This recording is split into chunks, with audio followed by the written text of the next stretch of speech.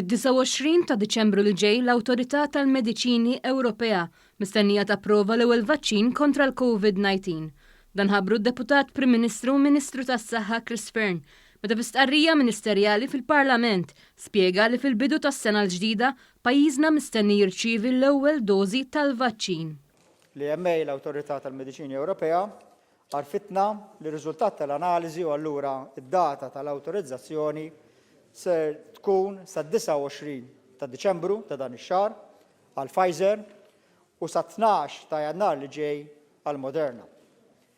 AstraZeneca huwa mistenni li jkollha approvazzjoni aktar tard, possibilment fi Frar jew f'Marzu. Għalhekk, id-Dipartiment tas-Saħħa Malti qiegħed jibbaża d-deċiżjonijiet tiegħu għal dawn il-ġimgħat li ġejjin fuq il-provvista tal-vaċċin mingħand il-Pfizer u mingħand il-Moderna. Id-Deputat Prim Ministru spjega l-pjan tal-awtoritajiet tas-saħħa Maltin brabta mat-tilqim tal-poplu.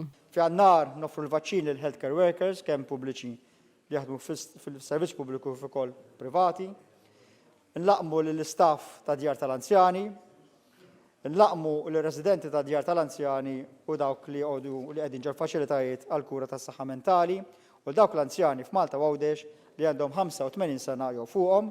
Fi Frar nlaqmu l-frontliners kollha l-oħra, kif ukoll lill-anzjani ta' 80 sena u fuqhom, u mbagħad noffru l-vaċċin lil dawk kollha li matu b'mart kroniku, dawk il fuq minn 70 sena, l-istaff tal-iskejjel u child care centers.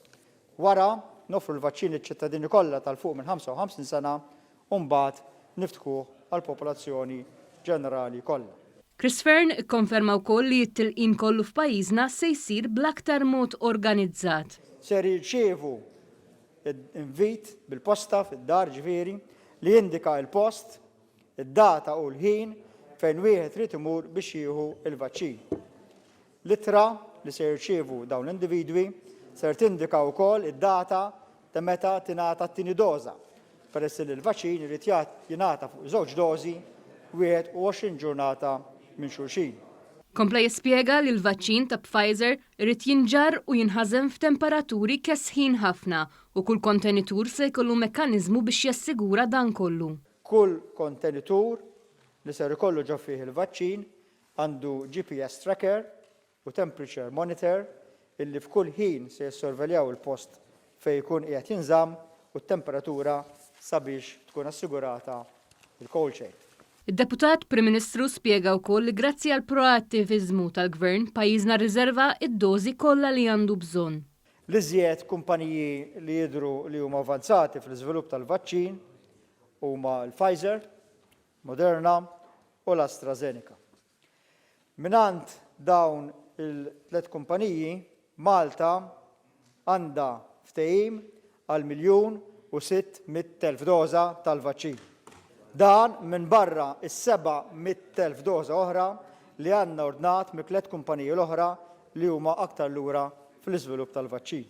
Id-Deputat Prim Ministru konferma wkoll li t-tilqim kontra l-coronavirus se jsir bla ħlas.